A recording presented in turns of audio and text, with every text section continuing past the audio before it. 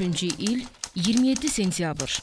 Məkan Keçmiş Danov, indiki Beyləqan rayonu 5-ci Savxoz pambıq tarlası. Tarlanın ortasında dayanmış pambıq yığan maşın. Alqan içində yatan sürücü qadın.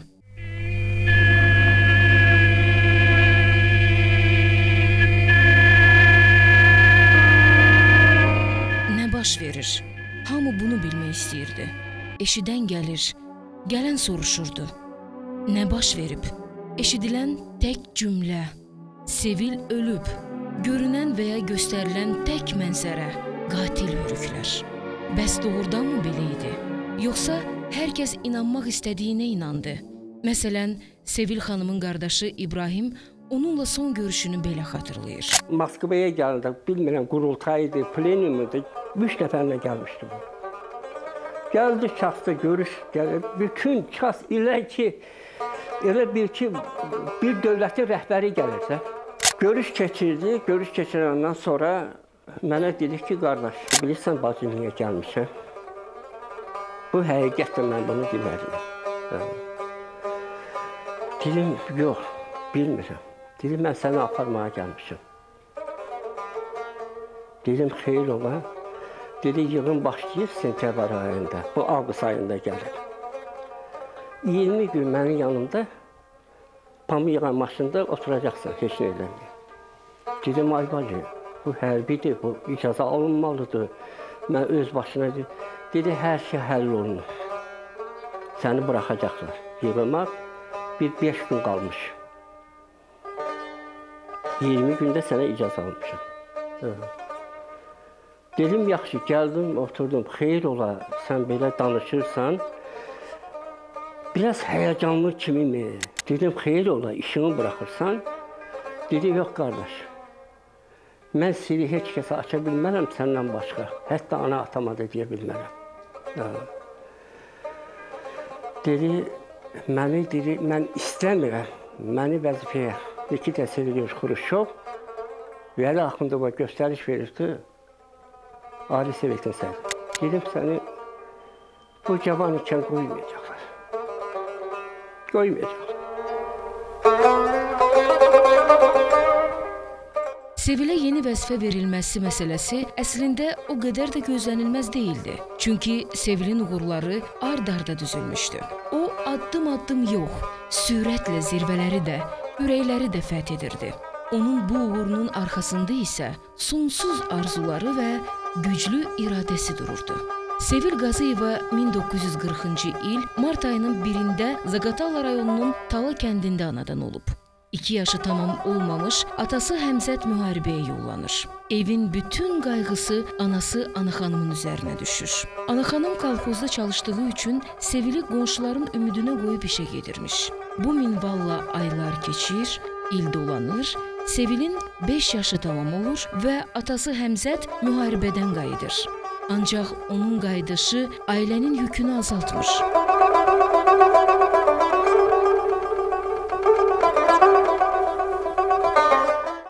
Bilirsiniz ki, müharibə dövründən sonra vəziyyət o qədər də ürək qaçan deyildi.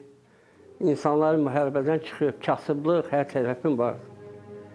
Atam Böyük Vətən müharibəsinin ərili, invalid olub. Tayğandırıq şəhəri üzründə gedən müharibədə o öz ayağını itirib. 3-cü Tala kəndinin məktəbində 7 illik məktəbi olub. Sevil məndən 2 sinif yuxarıda olub. Ancaq biz partada oturmuşuq. Ona görə ki, onda siniflər az idi. Neçə sinifi, məsələn, 1-ci siniflər, 3-cü, 2-ci sinifləri bir yerdə otuzdururlar uşaqlarda. 7 illik məktəbini deməli Sevil qutarandan sonra Danaçı orta məktəbinə, Danaçı kəndinin orta məktəbinə bu getdi oxumağa. Yaxşı da oxuyurdu, aqıllı idi. O 10-cu sinifi qutardı qonşu kənddə. Ondan sonra getdi Bakıya oxumağa. Ondan sonra təyinatı verdi Beyləqan rayona. Deməli, Cidanov idi o vaxtında. Sevil Qaziyevanın ən böyük arzusu həkim olmaq idi. 1958-ci ildə orta məktəbi bitirən Sevil sənədlərini indiki Azərbaycan Dövlət Tibb Universitetinə versə də müsabiqədən keçə bilmir. Həkimlik institutuna bu getdi, bütün sənədlərini verdi. Niyə görəsə, axırıncı imtahanla kəsildi. Sonra bu Montində 5 nömrəli qızlar məktəbi vardı, polografiya məktəbi deyirlər, yəni mətbaa çapı məktəbində. 1961-ci ildə, 60-cı ildə bu gəlib məni özü ilə orada oxuya-oxuya Bakıya apardı. Texnikumda həmən məktəbin yanında 2 nömrəli məktəb vardı. Biz orada oxuyurduq. 5 nömrəli məktəb bizim aramızda 200 metr də yox idi. Dilafriz Ocaquliyeva, Solmaz Qəmbərova, bunun pazuqaları, bunlar hamısı gəlirdilər mənlə, gəzintiyə çıxırdıq. Onun sonraki həyatını dəyişən hadisə isə 1959-cu ildə Sovet İttifaqı Kommunist Partiyası Mərkəzi Komitəsinin dekabr plenumu zamanı baş verir. Mətbuat vasitəsilə plenumun materialları ilə tanış olan tələbə, özbək qızı Tursunu Axundovanın maşında tək başına 100 adam qədər pambıq yığdığını öyrənəndə sürücü mexanik olmağa qərar verir. Sevil bu qərarını rəfiqəsi Dilafruz Ocaquliyevaya bildirəndə, o da həvəslə sürücü mexanik olmağa razılaşır. Beləcə Sevil özbək qızı Tursunovun çağırışından sonra həkim olmaq arzusunu da unudur, qəbul olduğu 5 saylı sənət məktəbində.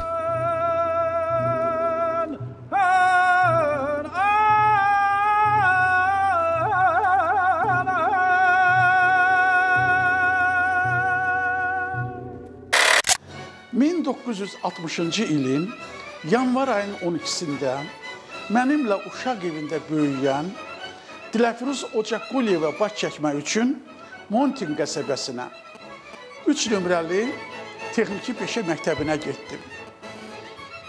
Hal əhvaldan sonra Dilafruz yanındakı qızlarla məni tanış elədi. Dedi, tanış ol, bu qız Sevil Qaziyevadır.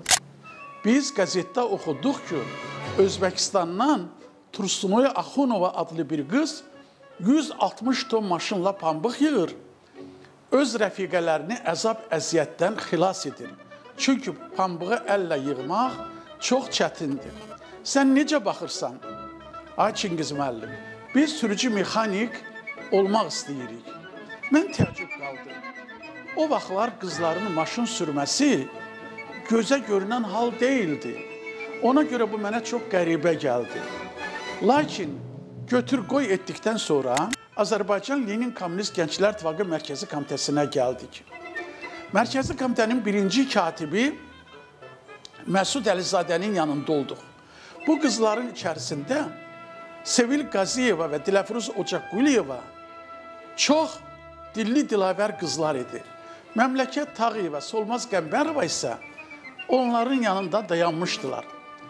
Mən sizə deyə bilmirəm ki, Məsud Əlizadə necə sevindi ki, bunları göydən Allah göndərib bizə.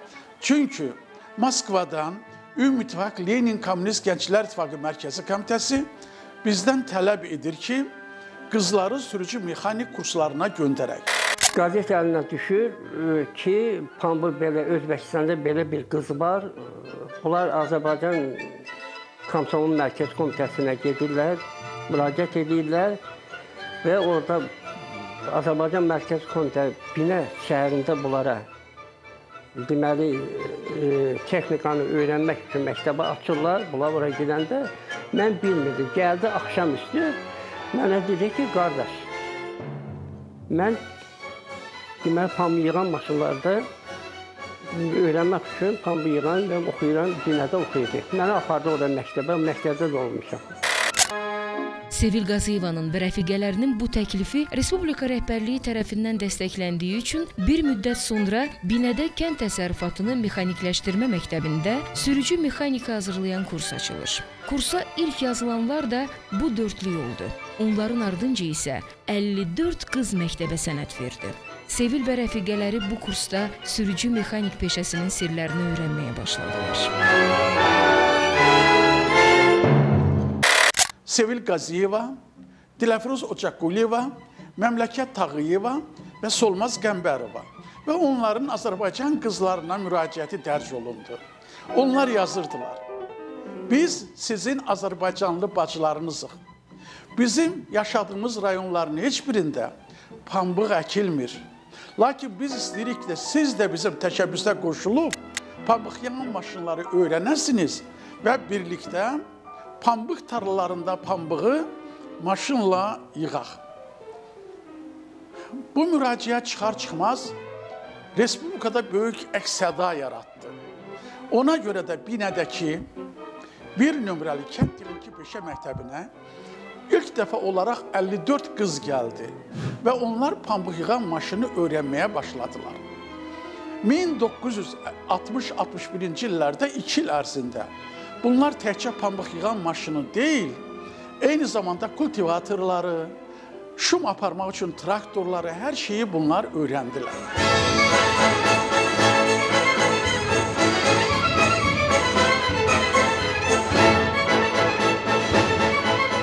Məktəbdə təhsil müddəti 1 il idi. Qızlar həmin ilin 1 ayını istehsalat təcrübəsi keçməli idilər.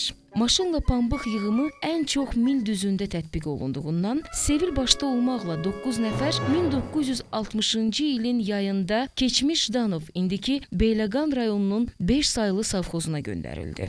İxtisaslı kadr olsa da, ilk vaxtlar Sevilin savxozda çətinlikləri çox olur. Briqadirlər onu sahəyə buraxmırlarmış. Səbəb? Qız hara, kombayn hara. Ancaq təcrübəçi tələbə Sevil topladığı pambıqla hər kəsi təəccübləndirir. Cəmi 2 ildən sonra savxozun adı Moskvada açılan Azərbaycan kənd təsərrüfatı sərgisində qızıl hərflərlə yazılır. Sevil Qazıyeva adına savxoz.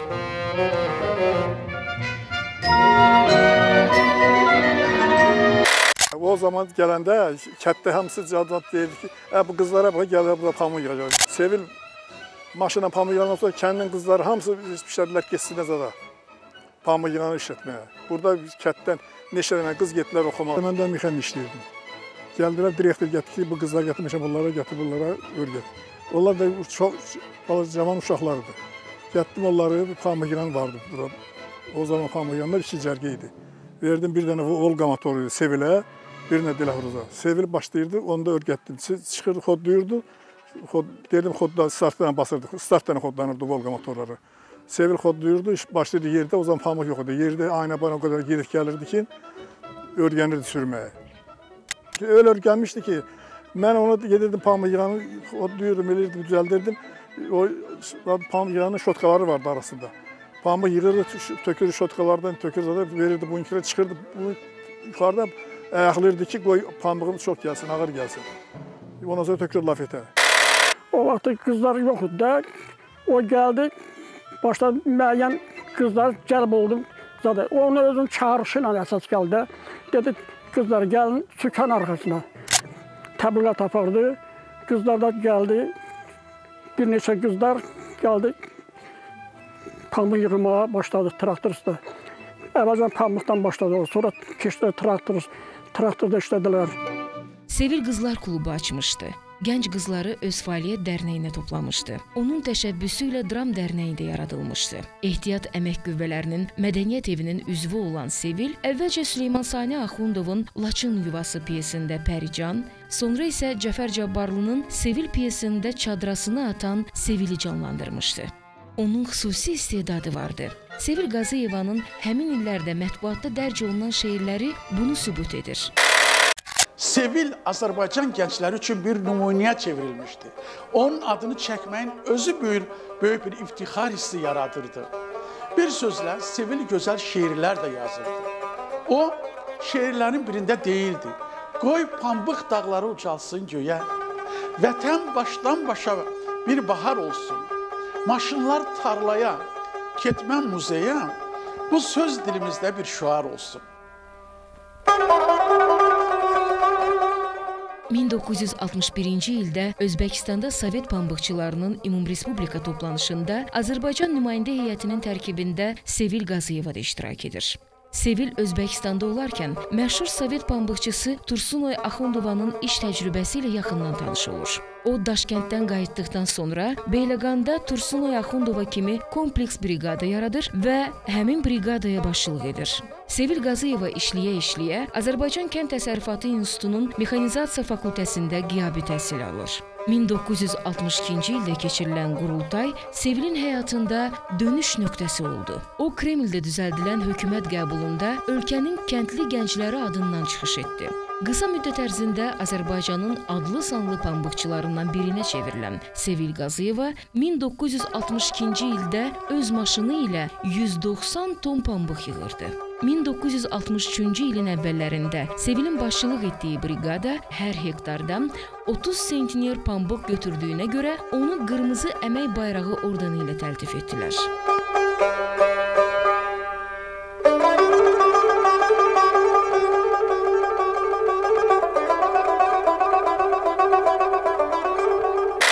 Pambıqçılıqda mən deyərdim ki, 20-ci əsrdə inqilab idi o. O təkcə Zaqatala, Azərbaycan bizim Respublikamızın kənar hüdudlarında tanınmış bir insan idi. Bəlkə çoxları bunu bilmir. Daşkənddə Ümumi İttifaq Pambıqçıları müşavirəsində Nikita Sergeyeviç Xuruşov birinci katib olanda rəhmətlik buna iştirak edib. O vaxt bizim birinci katib Veliz Axundov idi. Bu nümayəndə heyətində bu da gedib ora. Orada ona söz veriblər. Görün onun savadlığına bax, talantına bax. Rusça çıxış edib, Rusçada şeir deyib. Nikita Sergeyeviç Xuruşov deyib ki, onun yeri Bakı deyil, onun yeri deyil Moskvadır. Onların haqqında mənim xalam həmişə danışardı. Gedirdi işə, işdən qayıdıb gəlib 3 gün qalardı evdə. 3 gündə onun özünün yazdığı xatirələr var idi. Orada nə elədilər, necə işlədilər, nə qədər yığdılar, kolxoz sədri onlara necə təşəkkür elədi. Bunların hamısını xalam qələm alardı. İndi bizim o mənfur qonşularımız ki, belə müharibə vaxtı bütün şəkillər, bütün xatirələr qaldı. Xalam Sevil Qazıyeva, o 4 nəfər qızın o qədər gözəl şəkilləri var idi. İş başında, yemək yeyən, nahar vaxtı. Yəni bu xatirələrin hamısı, canlı xatirələrin hamısı qaldı. Özümüzünki də qaldı. Amma yaddaşımda xalam Sevil Qaziyevanın mexanizatorluqdan əlavə bir rəhbər kimi, yəni o qədər ki, işinə can yandıran, kimdənsə mən tapşırıq gözləyim, kimdənsə bir gözləyim ki, kimsə deyir, niyə buranı belə elədi, niyə buranı yığmadınız, nə qədər yığasınız, nə? Yox. Qaqarinlə görüşləri olub bacını, SSR-nin ümumiyyətlə dünyada birinci kosmonavt, kosmosa birinci çıxmış insandır. Yuri Alekseyeviç Qaqarinlə görüşləri, Popovla görüşləri olub və bu görüşlərin də şəkilləri burada hamısı var. Sevil bilirsiniz, təkcə mexanizator deyildi, o şairə idi, o yenilikçi idi, o 20-ci əsrə qadın əməyinin zəhmətinin yüngülləşdirməsində iştirak edən ilk dəfə, belə deyək ki, cığır açan bir insan idi. Sevil Qaziyevanın çox gözəl çıxış eləmək qabiliyyəti var idi. O, Qurultaylar Sarayında gözəl çıxış elədi. Hamını məftun elədi orada. Və bir sözlə orada Sevil Qaziyeva Ümidvaq Lenin Komünist Gənclər İttifaqı Mərkəzi Komitənin üzv namizədliyinə seçildi. Sonra bu gözəl işlədiyinə görə Azərbaycanda çox məşhurlaşırdı. Hamı onu sevirdi. Onun hamının diqqətini cəlb edən gözəl çıxış etmək qabiliyyəti var idi. Sevil Qaziyevaya 1962-ci ildə Qırmızı Əmək Bayrağı ordeni verildi. Aradan 3 ay keçəndən sonra buna Respublikanın Əməkdar Mexanizatoru fəxri adı verildi. Və həmən ildə o 6-cı çağırış Azərbaycan SSR Ali Sovetinə deputat seçildi. Deputat seçilməsi Sevilin qayğılarını daha da artırır. O, eyni vaxtda həm başçılıq etdiyi briqadanın işinə nəzarət edir, həm də seçicilərinin problemləri ilə məşğul olur. Tələbə deputat boş vaxtlarında isə imtahanlara hazırlaşır. Sevil Qazıyeva əslində bir çox kişilərin belə edə bilmədiklərini bacarmışdı. O, qadınların cəsarət rəmzi olaraq tarixdə iz buraxıb. Sevili biz bir əmək qəhrəmanı olmaqla bərabər, eyni zamanda o peşəni seçdiyi üçün də biz qəhrəman adlandırmalıyıq. Çox çətin bir peşədir. Elə onun o cəsarəti, onun o peşəni seçməyi özü bir qəhrəmanlıqdır. Mən yəni o peşədə çalışdığım üçün deyirəm ki, bu peşə o qədər ağır, qadın üçün ağır bir peşədir ki, o peşəni kişilər seçəndə uzun müddət yəni orqanizma dözməyib bu sahədə çalışmaq. Ya Sevilin, ya mənim seçdiyimiz mexanizatorluq peşəsi, ya qızlarımızın seçdiyi bu peşə gözünüzlə görməsəz, yəni bunu danışmaqla, onun çətinliklərindən, deyim, saatlarla danışmaq olar, qutarmaz yəni bu çətinliklər. Bayaq dediyim kimi, ona görə çətin idi ki, bu peşədə qızlarımız çox fəaliyyət göstərə bilmirdilər. Yəni, Respublikada ən çox çalışan qadınlardan biri mənəm, 20 il mən bu peşədə çalışdım. Amma sizə deyim ki, bu günləri o peşə yenidən məşhurlaşsa, yenidən o peşəyə çağırışlar olsa, yenidən o peşəni seçmək söhbəti ortalığa gəlsə, mən bütün düzdür, həyatımın ən xoş illəri, günləri, yəni həyatımda tanınmağım, sevilməyim, seçilməyim ya xalqım tərəfindən, ya mənim yaşıtlarım tərəfindən, ya dövlət tərəfindən mənə hörmət edilməyi, o peşəmin sahəsində olubsa, inan mən əzlərimi, doğmalarımı, yaxınlarımı o peşəni seçməyə məsləhət bilməzdim. Qadınlarımızın. Çox çətin bir peşədir. Bu peşə qadınlarımızın incəliyin əlindən alır, zərifliyin əlindən alır, qadınlığın əlindən alır. Mən sizə deyim ki, bunları mən görə-görə gəlmişəm. Kişiləşir elə bil, qadınlarımız o peşədə kişiləşir. Bütün qadınlıq incəliklərini itirirlər. Çoxu da şəxsi həyatlarını da itirirlər o peşədə. Yəni, şəxsi həyatlarını qura bilmirlər. Sevilin uğurları həyatının son gününə qədər davam etdi. Faciəli hadisənin yaşandığı həmin gün, 27 sentyabra qədər. Həmin gün Sevil növbəti mükafatını, keçici bayraq almışdı. Bu münasibətlə ölkənin sayılıb seçilən adamları, o cümlədən Mərkəzi Komitənin birinci katibi Vəli Axundov da Sevili təbrik etmək üçün düz onun işlədiyi sahəyə gəlmişdilər. 1963-cü il gəldi. Kaş o ili gəlməyəydi. Abşeron rayon Komsomol Komitəsinin ikinci katibi idim. Azərbaycan Lenin Kommunist Gənclər İttifaqı Mərkəzi Komitəsində mənim Sevilə və Dilafruza olan münasibətimi çox yaxşı bilirdilər. Məni çağırdılar, Beyləqan və Füzuli rayonlarına ezamiyə göndərdilər. Və dedilər ki, hər 10 gündən bir yarışa yekun vurulurdu o vaxtlar. Belə bir qayda var idi. Kim daha çox pambıq yığırdısa, hər 10 gündən bir onlara Azərbaycan Lenin Kommunist Gənclər İttifaqı Mərkəzi Komitənin qırmızı vımpeli verilirdi. Mənə dedilər ki, sən Beyləqana getməlisən və vımpeli orada siz Sevil Qazıyeva verməlisiniz. Mən gəldim, gec də olsa tarla düşərgəsinə çatdım. Gördüm ki, Sevil pambıq yığır. Birazdan gözlədik, foto müxbir Yaşar Bağırov da gəldi ora. Dedi, mən Sevilin Sovet İttifaqı Telqraf Agentliyi üçün şəkillərini çəkməliyəm. Aradan biraz keçmişdim.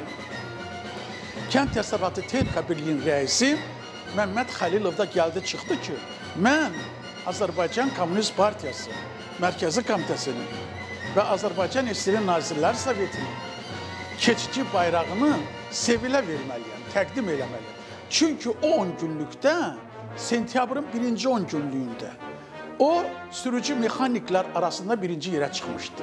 Çox pambıq yığdığına göründü. Sevil 2 maşınla yığırdı. Bir maşınla yığırdı, bunker dolan kimi köməkçisi qənimətə deyirdi, sən bunu apar, boşalt, gəl maşını hazırla ki, bundan düşüm ona, vaxt itirməmək üçün.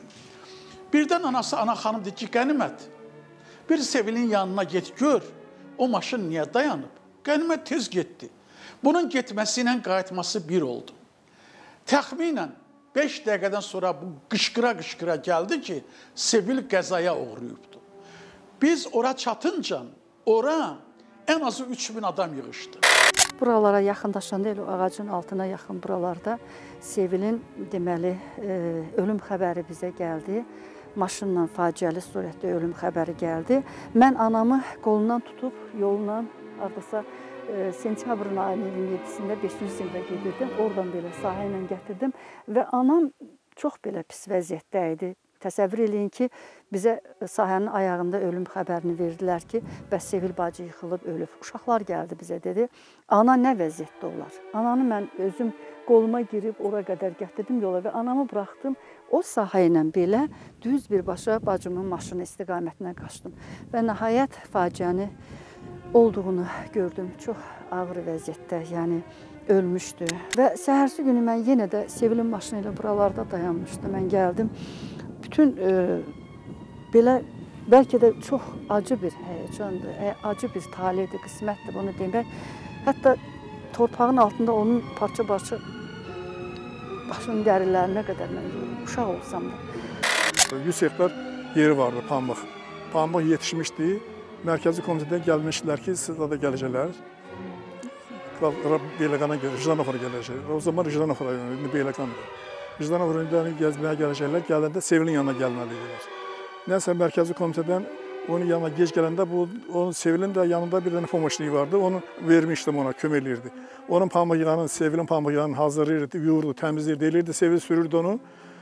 Sevil onu axşam qaranlıq düşə-düşdə, Sevil onu sürü-sürə gedəndə indiki pambıq yığanlar kimi də o zaman pambıq yığanlar qəbul kameraya pambıq yerə tökülürdü. Pambıq yerə baxıb gördü ki, pambıq yuxarı bunklərə getmir. Başının üstdən gedirdi. Düşür ki, gedir, gərək maşını traktı saxlayırdı, qoymayırdı maşını işləyə. Bu maşın işləyə tez tullanıb gedir, başlayır orada zaten çəkir ki, pambıq verir ağzına, başını yuxarı qaldıranda kardan gedir orada. Kardandan başı saçı ilişir, saçları, həmişə başı açıq saçları gəzlərirdi. Ağlı başqa giyirdi, əynində də kombizon olurdu, həmişə ağlı başqa giyirdi. Deyirdim, bala, bu əynini azad giyir, deyirdi, yox, baratda, mən belə paltarda gəzəcəm, ağ paltar ona yaraşırdı. Başı yuxarı qalırdı, saçı ilişir kardana. Kardan onun saçını almışdı, elə orada da o yerdə o yanında heç kim olmamışdı. Sonra yoldaşı gözləyir, görür, gəlir çıxmadı. Qaçır gedə görür ki, Sevil rəhmətli yıxılıb yerə. Başına heç qanzad daxlamışdı, saçı dolanırsa da. Ha, gəldi, biz də getdik, gördük ki, rəhmətə gedir. Mən də haramda işləyirdim. Oradan gəldim, gördüm maşın dayanıb, orada cəmaat da yürüşür orada. Mən də maşını saxladım, yolda getdim onun yanına, gördüm ki, təkərlə pambıq yağının arasında belə bir şey formu dayanıb. Mən məhətdə qaldım, dedim, bu nətər olur, bu oradan başı keçə qardana. Qardanın üstündə belə bolt var, bağlayırlar. Pambıq yağının gözü də olur işləyəndə, onu düşüb təmizləyirlər. O momentdə o təmizləyən vaxtı teli keçmişdi zada. Həmən o qardana. Qardan hərrədiksən onu fırladı, başından təmiz o tükü qopartdı. Qopartdı, elə orada da yıxılıb, dünyası dəyişmişdi. Mən gəldim, o formu gördüm orada. Əslində, bu sahə böyük zəhmət tələb etməklə yanaşı, həm də təhlükəli olub. Hətta kiçik bir səhv belə böyük faciəyə yol aça bilərdi. Dəqiqədə 1600 dəfə fırlanır. Ona görə bu əyilir ki, onu əli ilə çıxartsın, o qədər özünü itirir ki. Elə bu vaxt bunun başının arxasından böyük bir zərbə dəyir. Şpindil bunun başının tükünü qoparır və demək olar ki, qulağını, gözünün bir tərəfinin tamam sürüsünü qoparır. Bunu görən kimi qənimətin qışqırtısına hamı töküldü. Hamıdan qabaq Dilafruz gəldi. Ancaq Sevilin bu sahədə öz sözünü deməsini nəzərə alsaq, bu cür səhlənkarlığa yol verməsi əslində o qədər də inandırıcı deyil. Çünki onlara bu təhlükələr barədə hələ tələbə olanda öyrədilir. Heç vaxt o texnikanı söndürməmiş onun arasına girmək olmazdı, onun düşüb nəyəsə əl vurmaq olmazdı. Çox sürətlə işləyən bir aqreqatdır. Ona görə gərək bütün söndürəsən, yatırdasan, onların hamısını düşəsən, nəyəsə təmir eləyəsən. Əl vurmaq olmaz orada, qolun gedər, qılçın gedər, başın gedər. Orada çox böyük, misal üçün, maneələr var. Ona görə də onların hamısını gözləmək lazımdır. Mən öz əlimin altında şagirdlərim çox olub, qızları o vaxt öyrətmişəm mən nə qədər. Mən qorxurdum, onlar, misal üçün, yeni deyirəm, naxşı uşaqlar olurdular, cavan uşaqlar olurdular. Onları mən əvvəlcədən bütün o təhlükəsizliyin hamısını onlara öyrədirdim. Ondan sonra mən o texnikanın sirrini ona öyrədirdim. Sevil öldürülə bilərdi. Çünki hər bacarıqlı insan kimi onun da paxıllığını çəkənlər, içdən-içə düşmənlik edənlər vardı. Deyilənə görə onun aldığı xəsarətlər ölümcül olmayıb. Belə bir iddia vardı ki, Sevil aldığı xəsarətdən yox, keçirdiyi həyəcandan dünyasını dəyişib. Həkimlər müəyyənləşdirdilər ki, onun dərisinin soyulmasından ölə bilməz idi. Bayaq dediyiniz Tayyibas adlı bir qız, eyni zamanda Cəbrayıl rayonunda başqa bir qızın da maşın əlinə aparmışdı, sifətinin bəzi, onlar ölməmişdilər.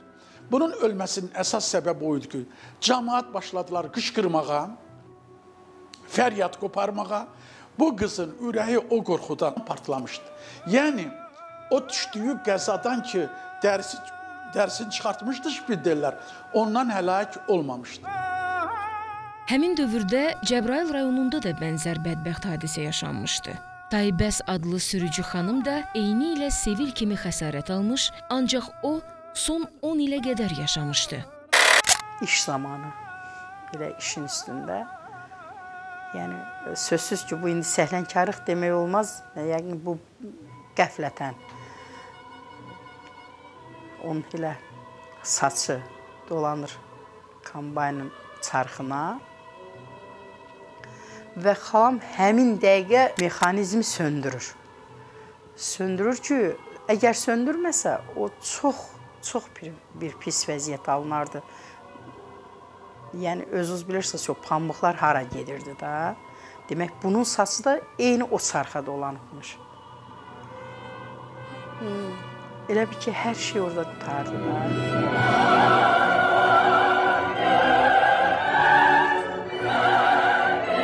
Qardaşı İbrahim Sevilin öldürülməsi ilə bağlı şübhələrini ona bu xəbərin çox gec verilməsi ilə əlaqələndirir.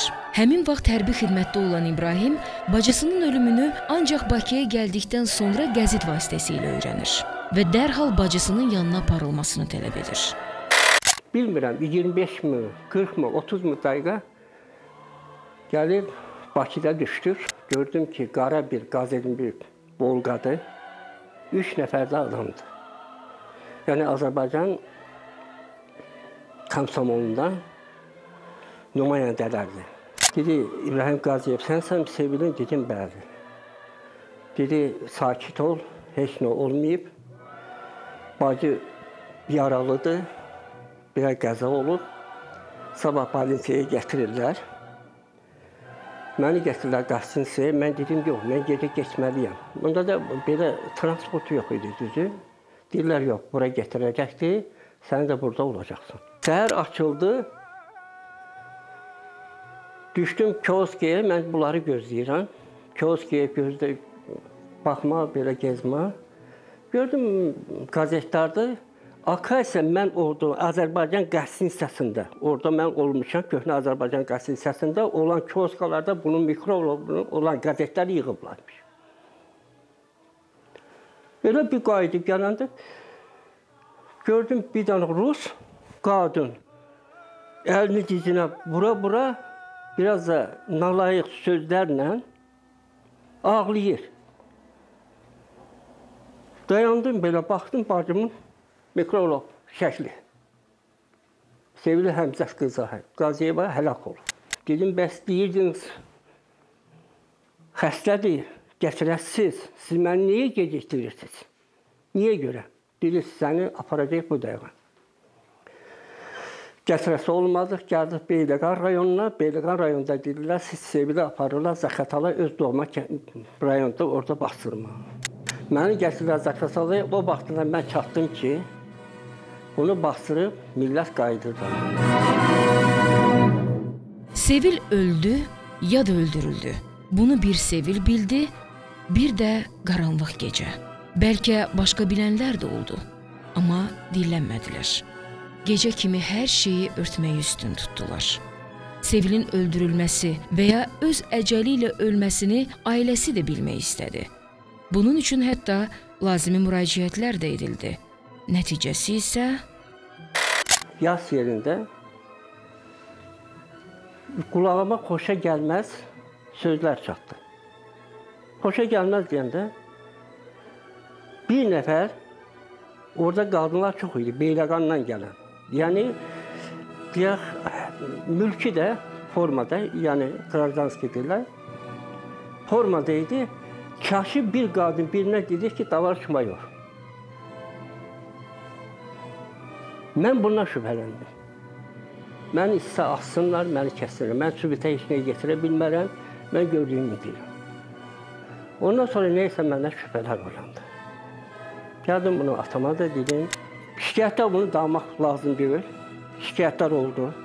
Mənim özüm əskərdə, mən özüm Azərbaycan Dini Komsomoluna, Mərkəzi Komitəyə, Dövlət Təşkilatına, Azərbaycan yox, SSR, bağışlayın, SSR, Dövlət Təşkilatına mənim hərbi çatdım generalın köməkliyi ilə mən məktublar, ərizələr yazdım. Hətta mən Nikita Sergeyeviç Xruşovun yanına düşmək üçün buz aldım. Ki 1964-cü ildir.